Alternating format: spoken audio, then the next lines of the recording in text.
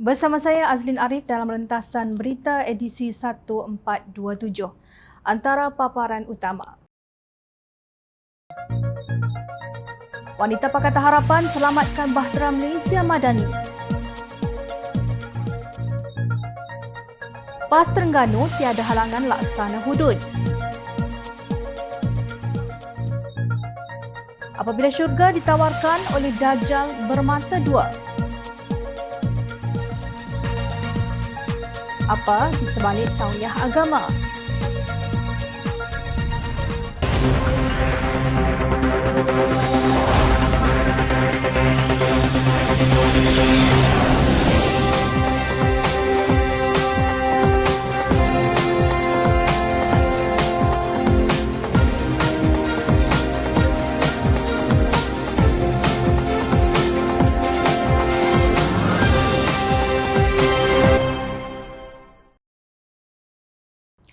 Assalamualaikum dan salam sejahtera.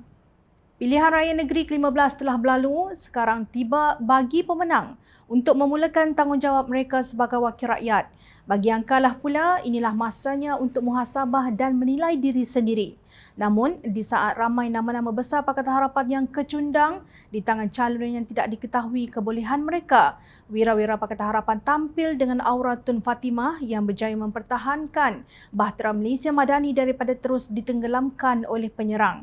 Di Selangor, Jom Channel ingin mengucapkan tahniah kepada wira-wira wanita yang ulit Pakatan Harapan yang telah menyumbang kepada kemenangan Kerajaan Perpaduan. Mereka ialah Ustazah Mariam Abdul Rashid yang menang di Meru dan Anfal Saari di Taman Templar. Kedua mereka mewakili Parti Amanah Negara, Amanah. Sementara itu, Puan Peiling dari Keadilan pula menang dengan majoriti besar di Dewan Undangan Negeri Bukit Lanjan. Tidak ketinggalan Michelle Ng Mizi dan Jamalah Jamaluddin yang masing-masing menang di Dewan Undangan Negeri Subanjaya dan Bandar Utama mewakili DAP. Di Negeri Sembilan, kita hulurkan sekalung bunga untuk dua wanita keadilan, Nur Zunita Begum Muhammad Ibrahim dan Tengku Zamrah Tengku Sulaiman yang masing-masing menang di kerusi Dewan Undangan Negeri Pilah dan Ampangan serta Nicole Tan Lee Kun yang mempertahankan kubu DAP di Dewan Undangan Negeri Bukit Kepayang. Syabas kepada Malaysia Madani Pulau Pinang menerusi P. Sinzi dan Connie Tan Hui Peng, Pakatan Harapan yang diwakili daripada wanita DAP. Masing-masing menyelah di Dewan Undangan Negeri Sungai Puyu dan Seri Delima. Dan kemenangan paling manis buat Malaysia Madani diraih oleh Ketua Angkatan Wanita Amanah Kelantan, Awan Dr. Hafizah Mustaqim di Dewan Undangan Negeri Kuala Lama. Tahniah kepada usaha anda selama ini berperang dengan ajaran songsang dibawa oleh Bala Tentera yang saban hari mentakfiri sesama Islam. Kemenangan beliau menangkis tomahan pengkhianat yang dilabelkan terhadap ahli amanah Kelantan. Ini kerana ternyata ramai lagi rakyat Kelantan yang tidak percaya kepada dendangan sumbang penunggang agama yang merentas garis etika dalam pertandingan. Namun di sebalik kemenangan Hafizah itu ada juga yang tenggelam dalam lubuk dendam yang tidak berdasar. Seorang pengamal media bernama Zamri Muhammad Nur dengan biadab mencercah Hafizah dengan tuduhan sebagai komunis. Adakah kerana kealpaan pengundi Melayu dan kesungguhan pengundi Cina? Bayangan Syamsiah Fakih, Parti Komunis Malaya tajaan DAP telah bertapak di Kelantan. Benarkah begitu? Ujarnya. Walaupun berbentuk soalan, ia tetap satu fitnah yang disengajakan untuk membunuh karakter Hafizah. Menurut pengarah Biro Undang-Undang Kanun Amanah Kelantan, Hisham Fauzi, Amanah Kelantan akan memulakan langkah menyaman Zamri walaupun pemfitnah tersebut telah memadam hantarannya dan meminta maaf. Saya mohon maaf kepada pihak Dr. Hafizah atas kekhilafan dan salah faham penulisan saya sebelum ini, kata Zamri setelah mendapati dirinya akan berhadapan dengan tindakan undang-undang. Zamri bukan hanya memfitnah Hafizah, malah penyokong Perikatan Nasional itu juga menghasut selain itu menyalahgunakan platform media sosial. Hafizah adalah calon bagi pihak Pakatan Harapan yang kini memegang tampuk kerajaan Malaysia yang sah. Serangan terhadap Hafizah sebagai komunis samalah seperti mentomah bahawa kerajaan Madani adalah komunis juga. Kesemua wira-wira wanita penyelamat bahtera kerajaan Madani berkenaan telah menjalankan tugas sebagai aktivis politik yang berdedikasi sebelum memenangi kursi masing-masing. Bagi calon wanita yang kecundang, usah ditangisi kekalahan sementara ini. Kalian hanya kalah melawan persepsi dan fitnah, tidak takut kepada dosa dan balasan pada hari akhirat yang amat panjang. Kemenangan adalah satu ujian, kekalahan pula pengajarannya. Amanah dan tanggungjawab yang disempurnakan oleh pemimpin secara adil dan saksama, itulah hasil kemenangan yang sebenarnya. Mana tahu satu hari Malaysia akan mendapat seorang Perdana Menteri wanita. Nampaknya tidak kira setinggi mana anda menuntut ilmu, kebiadaban dan keceluparan seseorang itu tetap dilihat sebagai sesuatu yang tidak beradab. Setelah memenangi pilihan raya negeri PRN Kelantan beberapa hari lalu, nampaknya kebeadaban pemimpin PAS sama ada yang berpendidikan PhD atau yang tidak habis sekolah dilihat hampir sama tarafnya bercakap ikut sedap mulut. Begitulah gaya mereka setelah menang di negeri yang dikenali sebagai negeri air berkarat. Bayangkan jika mereka kalah dalam PRN baru-baru ini, entah apa yang akan keluar dari mulut celupar pimpinan mereka. Almaklumlah kononnya semua gedebek ahli syurga yang dijamin sudah ke syurga apabila masjid kini dilihat kosong. Setelah seronok melontarkan fitnah dan hinaan, Zamri Muhammad Nur dikatakan tampil memohon maaf atas ketelanjuran beliau. Itu sudah diduga dari awal. Demikianlah sikap dan darah daging PAS yang suka menabur fitnah dan memohon maaf setelah ianya tersebar luas. Sementara itu, PAS Terengganu diminta mengotakkan janji untuk melaksanakan hukum hudud di negeri itu berdasarkan perancangan asal parti berkenaan sebelum ini. Timbalan Ketua UMNO bahagian Kemaman, Datuk Wan Ahmad Nizam Wan Abdul Hamid berkata, ia susulan kemenangan besar diraih parti itu dalam pilihan raya negeri dan pilihan raya kecil Parlimen Kuala Terengganu pada 12 Ogos lalu. Hari ini PAS telah dapat apa yang dia nak selama ini di mana 32 kawasan Dewan Undangan Negeri telah dimenangi oleh PAS. Jadi saya minta PAS tunaikan janji yang selama ini ingin dibawa iaitu melaksanakan hukum hudud di Terengganu. Saya syorkan dan saya sarankan kerajaan PAS membuat hukum hudud di Terengganu, katanya ketika ditemui pemberita di kediamannya semalam.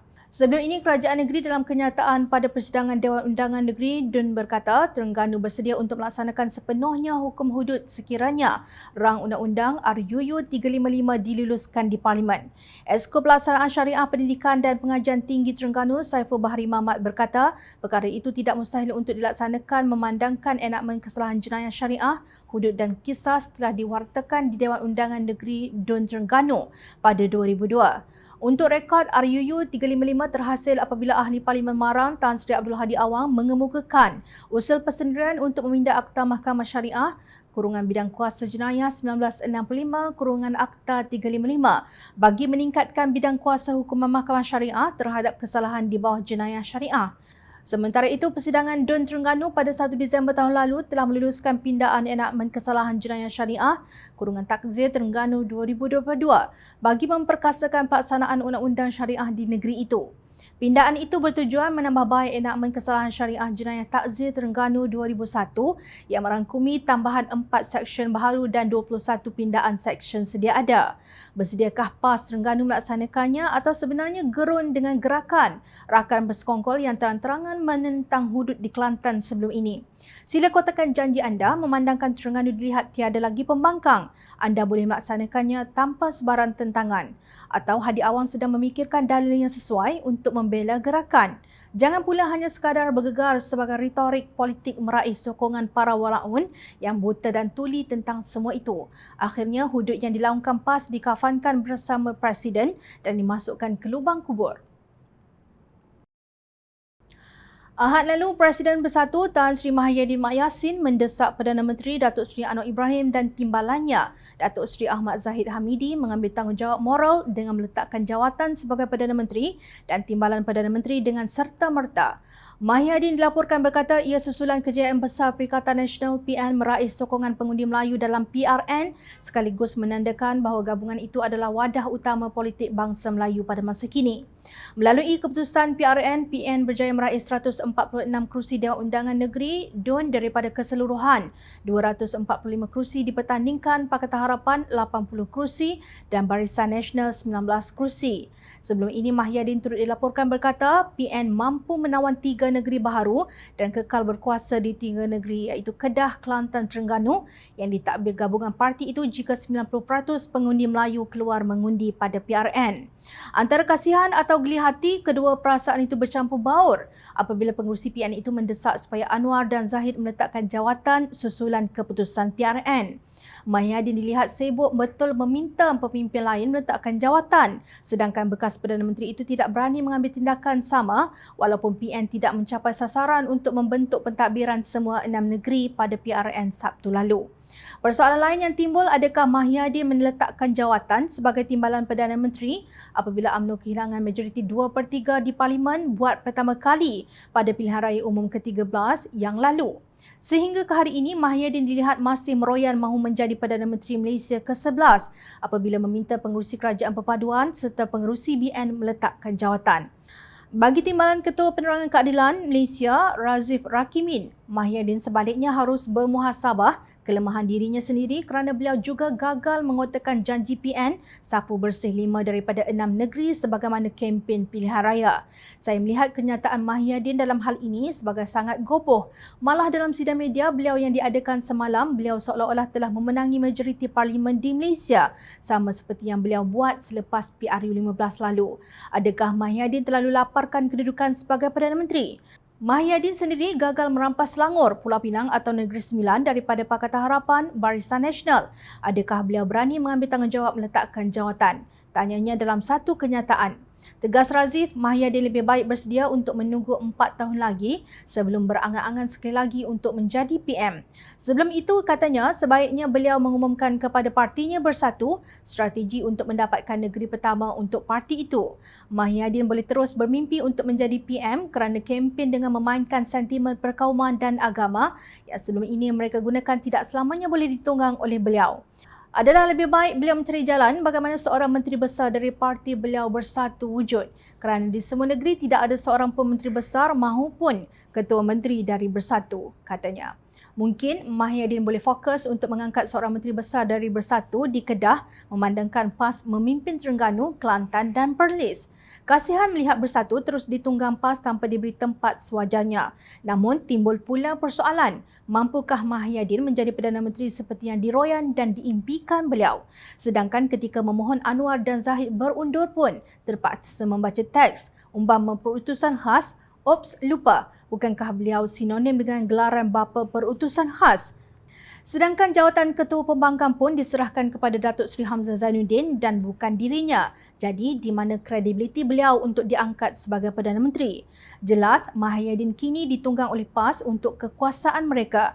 Dengan berbekalkan slogan bersama ke syurga, jelas Mahyadin diperkuda penunggang agama. Persoalan di sini, kenapa ahli syurga berperangai macam ahli neraka? Jawapannya mudah. Kerana yang menawarkan syurga itu adalah Dajjal bermata dua. Dalam usaha menegakkan kebenaran dan keadilan, Jom Channel terpanggil untuk merentasi peristiwa yang menimpa Dr. Ustaz Abu Hafiz Salihuddin. Dalam satu hantaran di Facebook beberapa hari yang lalu, Abu Hafiz melahirkan kekecewaannya terhadap layanan yang diberi oleh Jabatan Agama Wilayah Persekutuan Jawi kepada permohonannya untuk memberi kuliah. Beliau mencadangkan agar kaedah pemberian tauliah mengajar diperbaiki agar lebih terbuka. Antara perkara yang saya yakin perlu turut sama diperbaiki adalah kuasa mutlak pemberian tauliah mengajar agama di wilayah persekutuan dalam pentadbiran madani Kerajaan Perpaduan. Wilayah persekutuan adalah wilayah pusat semua rakyat Malaysia. Ia sepatutnya berbeza dan lebih terbuka dari negeri-negeri. Namun peraturan tetap peraturan. Bagi mana-mana penceramah hendaklah ada tauliah mengajar, tegasnya. Abu Hafiz menjelaskan beliau telah mengisi borang online untuk memohon semenjak 18 Ogos 2022. Oleh kerana tiada berita, beliau yang juga pensyarah Universiti Islam Antarabangsa Malaysia sekali lagi memohon secara manual pada hujung Februari 2023. Alhamdulillah, saya dipanggil temuduga pada 16 Mei 2023. Temuduga berjalan baik. Saya tunjukkan keahlian akademik yang direzekikan Allah Subhanahu Wa Taala pada saya. Ijazah Sarjana Muda Kepujian Quran dan Sunnah UiIM, Sarjana Pengajian Islam SOAS University of London dan Dr. Falsafah Pemikiran Politik Islam USM. Soal jawab berjalan baik juga, jelasnya. Malangnya permohonan beliau ditolak sedangkan dakwanya permohonan ustaz yang aktif berpolitik diterima. Pada 13 Julai 2023, saya terima surat bertarikh 15 Jun 2023 menyatakan permohonan tauliah mengajar wilayah persekutuan saya ditolak tanpa alasan. Namun, saya dimaklumkan pula seorang ustaz dari Pantai Timur yang aktif di pentas politik juga dan selalu meratip perkataan bodoh dalam ceramahnya ada tauliah mengajar di wilayah persekutuan, katanya. Abu Hafiz mempersoalkan tindakan Jawi yang dilihatnya tidak adil. Saya juga ingin bertanya, adakah ustaz dari Penang yang juga berceramah aktif di pentas politik PRN lalu yang selalu jerit dan jerkah orang baru sahaja diluluskan tauliah mengajar wilayah persekutuan? Kenapa tiada sebab penolakan pada permohonan saya? Boleh saja ditolak tapi berlaku adillah dengan alasan. Kerana kalian minta supaya memohon tapi bila dipohon ditolak tanpa alasan, bidasnya. Pada masa yang sama, beliau menemplak Jawi yang didakwanya memberi tauliah kepada aktivis politik yang menghina Perdana Menteri Datuk Seri Anwar Ibrahim. Adakah perlu aktif di pentas politik tertentu dan mengkritik terbuka hina PM ke-10 akan mampu memudahkan kelulusan tauliah mengajar di wilayah? Adakah ada syarat-syarat tidak tertulis untuk mendapat kelulusan tauliah mengajar wilayah persekutuan? Soalnya. Sambil meminta maaf kerana bertanya secara terbuka, Abu Hafiz menuntut agar Mufti Wilayah Persekutuan, Datuk Profesor Madya Dr. Luman Abdullah dan pejabatnya memberi pencerahan terhadap persoalannya. Untuk rekod, Abu Hafiz pernah menjadi Esko Armada dan kemudian Ketua Pejuang Muda setelah peristiwa langkah Sheraton pada 2020. Bagaimanapun, beliau meletakkan jawatannya susulan keputusan Presiden Pejuang, Datuk Seri Mukhlis Mahathir memohon menyertai gabungan Perikatan Nasional pimpinan Tan Sri Mahyidin Mat Yassin pada sekitar Mac 2023. Terdapat juga dakwaan di media sosial bahawa beliau merupakan budak Mufti Perlis Datuk Dr. Muhammad Asri Zainul Abidin yang didakwa sebagai pengikut ajaran Wahabi yang tidak pernah didedahkan buktinya. Umum mengetahui setiap tuduhan hendaklah disertai dengan bukti sahih. Jika tidak, ia menjadi fitnah dahsyat yang dimurkai Allah Subhanahu Wa Taala. Justru adalah tidak ada sekiranya penolakan tauliah mengajar terhadap Abu Hafiz ini dibuat berdasarkan hearsay atau kabar-kabar angin di media sosial. Sedangkan pada masa yang sama, tauliah mengajar seperti didakwa beliau telah diberi kepada ustaz-ustaz yang maki hamun dan menyerang Perdana Menteri sambil berselindung di sebalik nama dakwah dan ceramah agama. Jom Channel tidak melihat isu ini sebagai terpencil dan ia berlaku hanya kepada seorang pensyarah universiti bernama Abu Hafiz yang ingin berkongsi ilmunya. Sebaliknya, isu ini perlu diambil perhatian oleh Menteri Agama di Jabatan Perdana Menteri, Datuk Dr. Muhammad Naim Mukhtar dengan serius. Ini kerana kita melihat selepas pilihan raya negeri baru-baru ini, virus kebencian melampau terhadap Kerajaan Perpaduan Malaysia Madani yang direstui Yang di-Pertuan Agong Al-Sultan Abdullah Riayatuddin Al-Mustafa Billah Shah dan Raja-Raja Melayu telah melahirkan varian penyakit berbalisma akhir zaman yang tidak pernah wujud sebelum ini. Kita melihat wira songsang dipuja dan diraikan, rasuah dikata sedekah, isu perkauman diperbesarkan dan fitnah bertaburan tanpa sekelumit rasa berdosa, sementara Raja-Raja Melayu dan kedaulatan undang-undang negara dipelekeh. Semua itu amat berbahaya dalam pembentukan sebuah negara bangsa. Jika benar mulut-mulut ustaz yang didakwa mendapat tauliah daripada Jawi dengan bebas menjajah naratif bejat ini, maka Menteri Agama adalah bertanggungjawab. Malang sungguh kepada rakyat Malaysia apabila amaran Nabi SAW kepada umat Islam tentang bahaya puak Ar-Ruwaibidah kini semakin nyata. Abu Hurairah radhiyallahu an meriwayatkan Rasulullah SAW bersabda, maksudnya akan tiba pada manusia tahun penuh kebohongan. Saat itu orang bohong dianggap jujur, orang jujur dianggap bohong, pengkhianat dianggap amanah, orang amanah dianggap pengkhianat. Ketika itu golongan Ruwaibidah berbicara. Baginda SAW ditanya, siapakah golongan Ar-Ruwaibidah? Maka Nabi SAW menjawab, orang bodoh yang menguruskan perkara umum yang besar. Hadis riwayat Ibnu Majah. Wallahu alam, Jom Channel menegur kerana berpegang kepada kata-kata Khalifah Umar bin Al-Khattab radhiyallahu an. Wahai kalian semua, jika sekiranya kalian melihatku terpesong, maka perbetulkanlah diriku. Ingat, rakyat sentiasa memerhati. Jom Channel ingin mengucapkan jutaan terima kasih kepada para penyokong Jom Channel dan kepada yang berminat untuk memberikan sumbangan bagi membolehkan kami meneruskan perjuangan menyampaikan berita yang benar. Sumbangan boleh dibuat melalui akaun bank yang tertera. Suara rakyat kami sampaikan demi negara tercinta. Teruskan bersama kami di Jom Channel untuk mendapatkan berita politik tanah air. Saya Azrin Arif, terima kasih. Assalamualaikum dan salam sejahtera.